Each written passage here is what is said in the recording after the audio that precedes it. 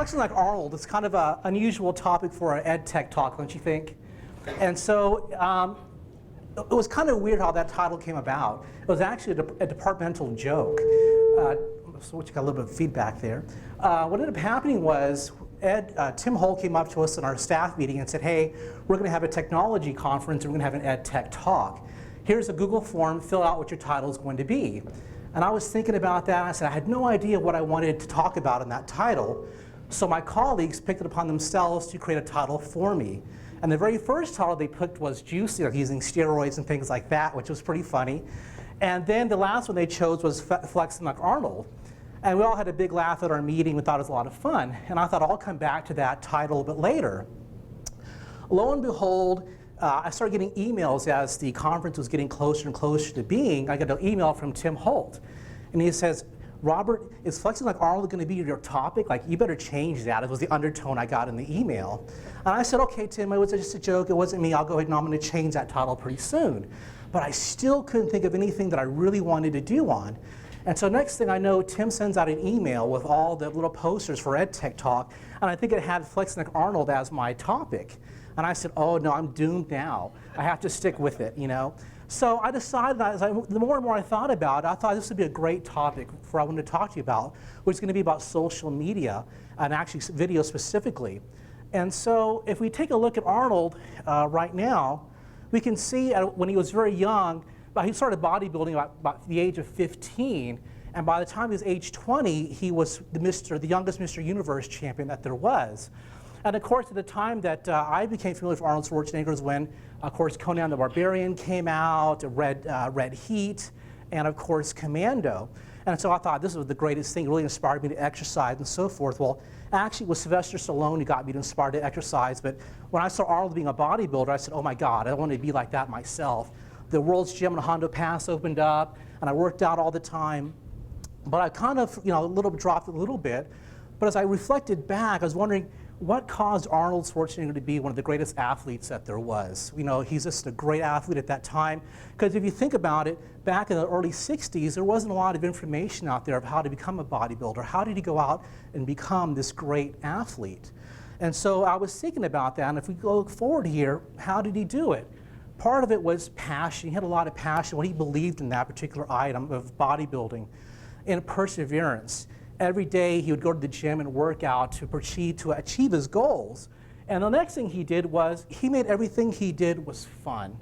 He made sure that it was a lot of fun. In fact, when he went to Gold's Gym to train, it was a whole different atmosphere. He changed the whole atmosphere of that gym because he wanted to make it fun and interesting for everyone that was there. So, and the last thing he had was vision. At a very young age, Arnold realized that he wanted to become the greatest bodybuilder that ever lived, and that he wanted to go ahead and be one of the greatest movie actors that ever lived also. So what did he do to make all those dreams and goals happen? And he did that by using brain power. If you watch any of the interviews or autobiographies on Arnold Schwarzenegger, they'll tell you he's one of the smartest people they've ever met. He's extremely knowledgeable, and that's because Arnold used reading. He was always a very avid reader. He also enjoyed meeting people. Whether it's at his local gym, he would travel outside abroad to meet different people to learn more about the sport and become the best that he was, and again, through that traveling piece. And as I go through here, how would Arnold do that today? Because back then, all they had were magazines and maybe a telephone call, but now today, how would we do that? And of course, everything now has to have a label. And so here, he would use a PLC, which is like a practical learning community, and so that would be the people in his gym. But he also reached out to people outside of that gym, which would be his PLN, his Practical Learning Network. He met up with Joe Weider, with Robert Kennedy from Flex Magazine, not to be associated with the Robert Kennedy of the Attorney General. And he also would use the web to find out a lot of information to go ahead and use to find out more about exercising and to promote bodybuilding. What I want to talk to you today more about is the social media of the video. I think if Arnold had that power of using video, I think he'd become an even more great athlete than what he was today. And so how can that relate to education? And I think that we can relate to education is by having our students use more videos in the classroom, creating content. You know, when I was a teacher, I was actually a computer lab teacher at Moy Elementary School. And the kids really enjoyed coming to the lab all the time when it was their time to go to the computer lab. And one of the greatest things, though, was one of the last things I started implementing was videos in that classroom. We would go in, the kids would create skits. As a matter of fact, one video that we did that the kids really enjoyed was they bought a little machine that collated all the papers for the teachers. So they would go and make all the copies in the Rizzo, and they would take this machine and they would collate all the papers. And so the kids actually created a skit and a how-to video and how to show the teachers how to use that particular machine. And I thought that was really a great idea. And then as I got into this job, last year we were trained by an Apple trainer, and he was showing us how to use the Apple iPad in the classroom using the video camera. And it was just amazing. It really blew my mind how that could happen. Because I reflected back to that video of the kids making that little how-to video, and I realized my focus on that was more on perfection. I wanted the kids to always do their best and look the best, but I think I lost the idea of the message of how you should actually use that video in the classroom. And so I think after I learned that, it kind of showed me how we can kind of use that in the classroom. So I'm going to show a little video right now of a little boy named Cameron and how he uses videos to improve his abilities. Then I'll show you how to relate that to our talk today. I'm Cameron Murray, and I live here in Westfield, Indiana. All right, kids, well, you heard it here. Good morning, this is Cameron Murray from WIS News. Love technology. I just love making movies and stuff like that. The very first technology that I had, it was around when I was 4. And it was this little red computer. It only had little mini games on it and stuff. But I loved that so much, and I played every single day.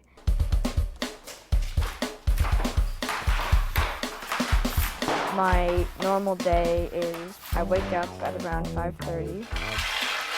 We hear things going on down in the front entryway and furniture being moved and lampshades being tilted to get the right lighting. And you can just see the passion that he has when he's starting out his day like that.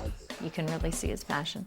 I'm going to transfer this into iMovie, make it slower or speed it up, just see where my hand movements are.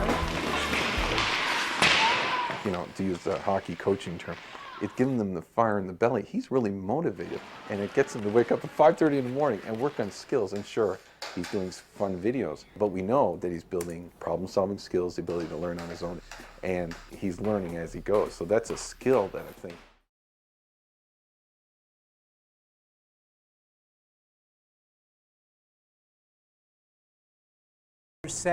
Father said it really motivated him as a child to learn to improve himself, and he got to problem solve. He got to see what his hockey skills, how they're going to be. So he actually was self-evaluating his own work.